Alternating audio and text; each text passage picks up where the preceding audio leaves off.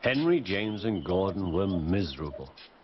They had been shut up for several days for being naughty and longed to be let out again. At last, the Fat Controller arrived.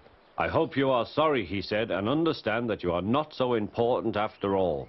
We have a new tank engine called Percy who helps pull coaches, and Thomas and Edward have worked the main line nicely. But I will let you out now if you promise to be good." "Yes, sir," said the three engines, "we will." "That's right, but please remember that this no shunting nonsense must stop." He then told Percy, Edward, and Thomas that they could go and play on the branch line for a few days.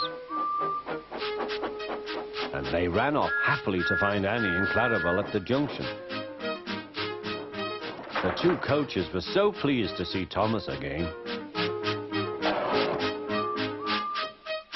Edward and Percy played with trucks. "Stop, stop, stop," screamed the trucks as they were pushed into their proper sidings. But the two engines laughed and went on shunting till the trucks were tidily arranged.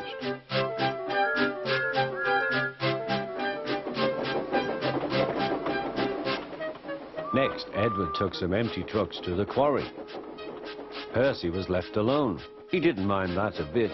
He liked watching trains and being cheeky to the other engines. "Hurry, hurry, hurry," he would call, and they got very cross.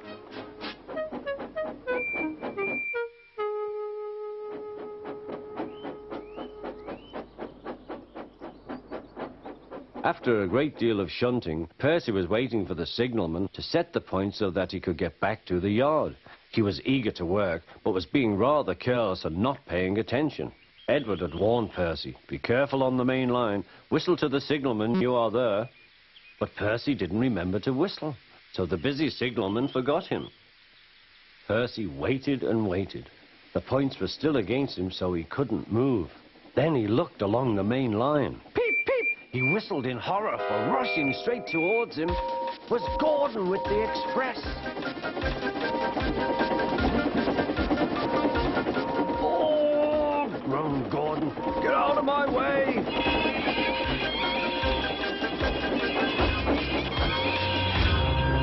Percy opened his eyes. Gordon had stopped with Percy's buffers a few inches from his own. But Percy had begun to move. "I won't stay here. I'll run away," he puffed.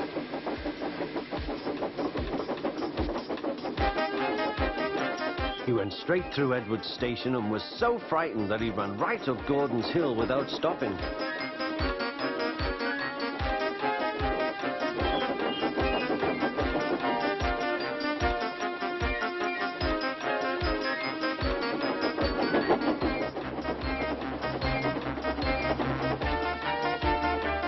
After that, he was tired, but he couldn't stop. He had no driver to shut off steam and apply the brakes.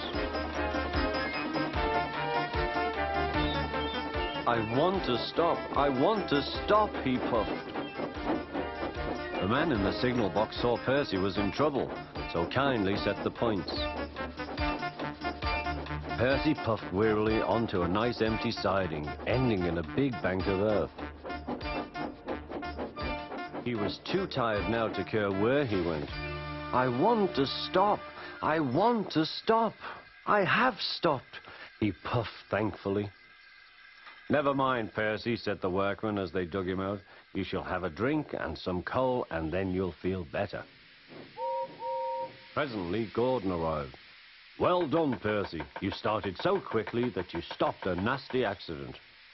"I'm sorry I was cheeky," said Percy. "You were clever to stop." Then Gordon helped pull Percy out from the bank.